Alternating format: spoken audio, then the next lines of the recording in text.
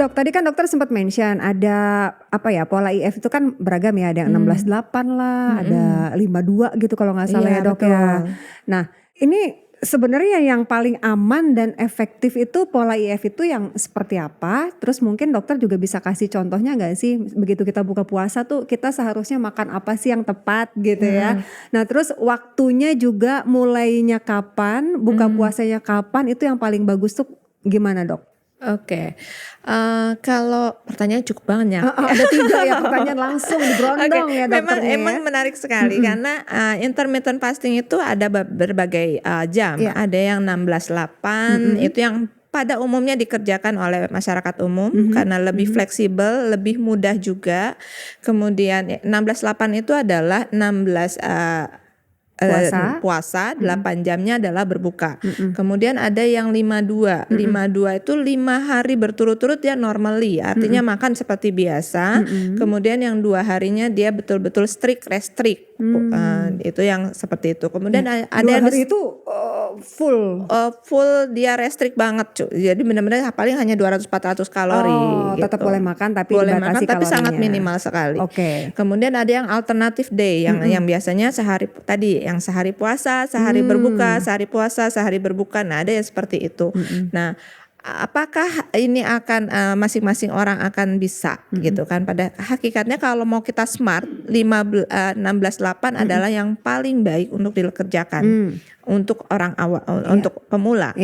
Tapi itu juga harus smartnya. Smartnya gini, tidak semua orang bisa beradaptasi dengan 6-8 sekaligus. Biasanya dia akan bertahap, mulai dari 12-12 nih, kemudian mulai lagi dari 14-10, baru mencapai 16-8 tadi. Nah, kemudian apa yang harus dilakukan, jamnya jam berapa gitu kan? Mulai jam Biasanya, berapa, Dok? ya biasanya kita yang lebih mudah adalah men-skip daripada sarapannya itu gitu. Mulai biasanya jam 12 siang berbukanya sampai jam 8 malam. Seperti itu kalau 16-8. Kalau kita balik lagi smart mau pelan-pelan, biasanya kita skip sarapan mulai jam 10 makan gitu ya. Itu memang masing-masing orang kan adaptasi dan perubahannya nggak bisa langsung kadang-kadang, karena memang ada side effect yang tidak menyenangkan biasanya kalau kita langsung 16-8 pun, walaupun itu fleksibel dan paling mudah untuk dikerjakan.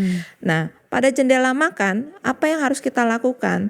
Tadi saya bilang seharusnya intermittent fasting ini kombinasi dengan makanan yang seimbang. Artinya ketika jam berbuka, yang kita kombinasikan makanan nutrisinya harus baik juga.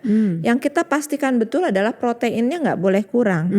Kan biar tercapai targetnya, kita nurunin berat badan bukan nurunin protein atau massa otot nantinya gitu ya. Protein yang harus kita konsumsi minimal 1,2 gram per kilogram berat badan. Tapi ini individual lagi, kondisi klinis pasiennya seperti apa. Kalau dia butuh nutrisi proteinnya lebih, biasanya akan lebih dari 1,2 gram. Nah, kemudian tercukupi sayur dan buahnya. Kemudian tercukupi juga adalah multi mineral dan vitaminnya dari bahan makanan sumber. Itu yang harus kita penuhi betul-betul. Termasuk lemaknya juga gitu ya. Karena target kita sekali lagi hanya kita menurunkan kadar daripada salah satu nutrisi tertentu supaya menurunkan berat badan. Jangan sampai massa ototnya yang tergerus, dan hidrasi yang penting. Jangan karena kita 16-8 itu kalau air putih itu masih boleh konsumsi walaupun bukan jam berbuka. Oke. Ya. Jadi di jam saat puasa itu nggak seperti puasa kalau umat muslim kan ada tuh puasa benar gitu ya. Jadi sebenarnya masih boleh minum. Masih gitu ya, boleh Dok? minum air putih yang tidak bernutrisi.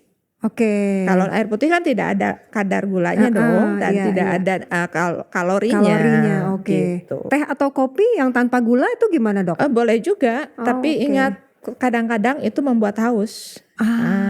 Iya. Jadi lebih baik kita minum konsumsi air putih pada jam berpuasa itu.